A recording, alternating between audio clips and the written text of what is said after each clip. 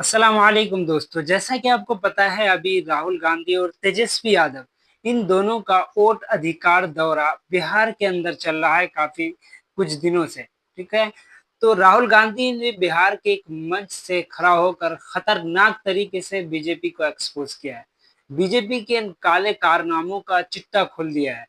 राहुल गांधी का कहना है कि बीजेपी वालों ने चुप्पे चुप्पे एक पार्लियामेंट में और विधानसभा में एक कानून को पास किया। दिन में, रात में नहीं बल्कि दिन में एक कानून को चुप्पे चुप्पे पास किया, जिस कानून के जरिए वो ये बताया कि इलेक्शन कमीशन चाहे कुछ भी कर दे, उनके खिलाफ कोई कानूनी कार्रवाई नहीं हो सकती। राहुल गांधी का कहना है कि अगर इलेक्शन कमीशन ईमानदारी से अपना काम कर रहा होता तो ये कानून बनाने की क्या जरूरत थी। ये कानून इलेक्शन कमीशन को सिर्फ और सिर्फ बचाने के लिए बीजेपी ने बनाया, इसलिए क्योंकि इलेक्शन कमीशन बीजेपी को फायदा पहुंचाना चाहती है। और वहीं पर अगर कोई गरीब कोई गलत काम करे तो उनको जूता मारकर जेल में डाल दिया जाता है। कोई स्टूडेंट अगर अगर वो कोई स्टूडेंट अगर प्रोटेस्ट करे अपने हक के लिए तो उनको डंडा मारकर उनकर लाठीचार्ज करके उनको जेल के सलाखों में डाल दिया जाता है। और वहीं पर इलेक्शन कमीशन को बीजेपी बचाना चाहती है, सिर्फ इसलिए कि इलेक्शन कमीशन बीजेपी को फायदा पहुंचाता है। कानून आता है लोकसभा में, राज्यसभा में चुप्पे चुप्पे एक नया कानून आता है, पास हो जाता है, किसी को नहीं पता, दिन में पास किया जाता है। पता है क्या कानून था? कानून था कि कुछ भी हो जाए, इलेक्शन कमिश्नर कुछ भी कर दे, उनके खिलाफ कानूनी कार्रवाई नहीं की जा सकती। अब आप मुझे बताओ, ऐसे कानून की क्या जरूरत? अगर ईमानदारी से इलेक्शन कमिश्नर काम कर रहा है तो ऐसे कानून की क्या जरूरत? भाई और बहनों, किसान को पीटकर जेल में डाल देते हैं, मजदूर को दो जूते मारकर जेल में डाल देते हैं, युवा पेपर लीक के बारे में धरना देता है, लाठीचार्ज होता है, अंदर कर देते हैं, एफआईआर लग जाते हैं। मगर हिंदुस्तान के इलेक्शन कमिश्नर के खिलाफ कोई एफआईआर नहीं कर सकता है, कोई कानून नहीं एक्शन ले सकता है। क्यों? इसका एक ही कारण है, ये लोग नरेंद्र मोदी की वोट चोरी में मदद कर रहे हैं। दूसरी जगह पर इससे भी खतरनाक एक्सपोज किया बीजेपी को राहुल गांधी ने। राहुल गांधी का कहना है कि जो बीजेपी पार्टी है वो लाखों वोट चुराती है हर इलेक्शन में, चाहे वो राज्यसभा का इलेक्शन हो चाहे वो विधानसभा का इलेक्शन हो, हर इलेक्शन में लाखों वोट बीजेपी चोरी करती है। उसके बाद बीजेपी आगे जाकर के वो सत्ता में आती है। ये कैसे? राहुल गांधी का कहना है कि बहुत दिनों से बीजेपी वोट चोरी कर रही है, लेकिन इतना दिनों से हमारे पास सबूत न होने के कारण बीजेपी को हम एक्सपोज नहीं कर पाए थे, लेकिन जब हमारे हाथ सबूत लगा तब हम बीजेपी को एक्सपोज किया। और अब इसके बाद बीजेपी दोबारा ऐसा काम नहीं कर सकता। और बीजेपी का कहना है, राहुल गांधी का कहना है कि हमने जब इलेक्शन कमीशन से कहा कि हमें सीसीटीवी फोटोज और वीडियोस दीजिए तो इलेक्शन कमीशन ने देने से मना कर दिया।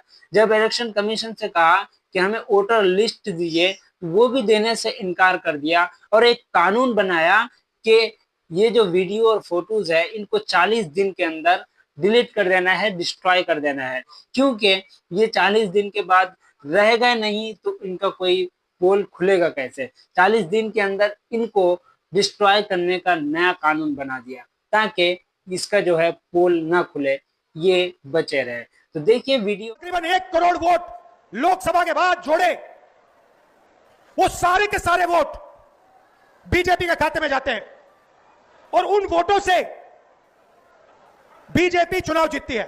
हमने इलेक्शन कमीशन से पूछा, हमें वोटर लिस्ट दीजिए, कहते नहीं देंगे। हमने कहा वीडियोग्राफी दिखाइए, कहते नहीं देंगे। और उसके बाद कानून बनाते हैं कि 45 दिन में वीडियोग्राफी खत्म कर दो, डिस्ट्रॉय कर दो। राहुल गांधी का कहना है कि हमने किस तरीके से बीजेपी का पोल खोला है, किस तरीके से हमने काम करके बीजेपी को एक्सपोज किया है। उसने पूरा तरीका बताया कि हमने कैसे कैसे इसको एक्सपोज किया। एक जगह पर कुछ लोगों का कमेटी गठन किया, कमेटी बनाने के बाद दिन रात उसने 16-16, 18-18 घंटा काम करके इन काले कारनामों का चिट्टा खोला है। कहा कि हमने कुछ लोगों का टीम बनाया और वो जितने भी इलेक्शन के जो पेपर्स होते हैं, जो फॉर्म उनको दिया जाता है, एक फॉर्म को लाखों फॉर्म से मिलाया, एक फोटो को लाखों फोटो से मिलाया, एक नाम को लाखों नाम से मिलाने के बाद जाकर के ये पोल खुला है बीजेपी का। तो फिर हमने क्या किया? हमने एक टीम को कर्नाटक में माधेपुरा विधानसभा में हमने उनसे कहा कि देखिए, आप थोड़ी गहराई में जाइए। मैं उन लड़कों का धन्यवाद करना चाहता हूं। 4-6 महीने 16-16 घंटे उन्होंने काम किया। मैं बताता हूं क्या किया। इलेक्शन कमीशन ने हमें पोलिंग के टाइम लिस्ट देते हैं, कागज की लिस्ट, 200 किलो कागज, 8 फुट ऊंची गड्डियां कागज की। हर लिस्ट को, एक चेहरे को लाखों चेहरों से मिलाया, एक चेहरे को लाखों फोटो से मिलाया, एक नाम को लाखों नामों से मिलाया और सच्चाई निकाली। भाइयों और बहनों, माधेपुरा असेंबली में, मैं लोकसभा की बात नहीं कर रहा हूं, एक असेंबली में 1 लाख फर्जी वोटर मिले। कोई 4-5 बार वोट कर रहा है, अलग अलग पोलिंग बूथ पे नाम है। एक घर में 70-80 लोग हैं, एक बेडरूम का घर है, हमने लोग वहां भेजे, वहां पे 4 लोग रहते हैं। हमने पूछा भैया ये 70 लोग कौन है? ऐसे कोई नहीं है यहां पे। डुप्लीकेट नाम, हजारों डुप्लीकेट नाम, 1 लाख फर्जी वोट। भाई और बहनों, माधेपुरा में 7 असेंबली है, 6 में कांग्रेस जीतती है। जहां पे 1 लाख फर्जी वोट थे, वो सारे के सारे बीजेपी को गए। और एक असेंबली में 1 लाख वोट से बीजेपी जीतती है और पूरी लोकसभा को ले जाती है। भाइयों और बहनों, ये सिर्फ कर्नाटक सेंट्रल में नहीं हुआ है, ये हिंदुस्तान में 70-80 सीटों में किया गया था। और मैं आप इसको स्टेज से बता रहा हूं, हमने काम शुरू कर दिया है। माधेपुरा पहला कदम है। हम आपको दिखाएंगे कि असेंबली इलेक्शन चोरी किए जा रहे हैं, हरियाणा चोरी किया गया, महाराष्ट्र चोरी किया गया, लोकसभा चोरी की गई।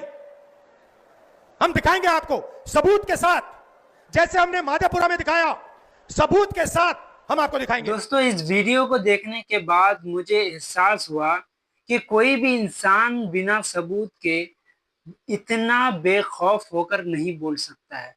अगर इनके पास सबूत नहीं होता, यह हकीकत नहीं होता, तो इतना बेखौफ होकर स्टेज पे नहीं बोल सकता था। आप इस बारे में क्या सोचते हैं और इस बारे में क्या जानते हैं?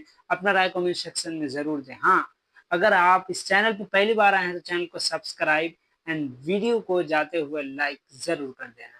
फिर मिलेंगे किसी नेक्स्ट वीडियो के साथ, तब तक के लिए अल्लाह हाफिज। Thank you for watching. अस्सलाम वालेकुम।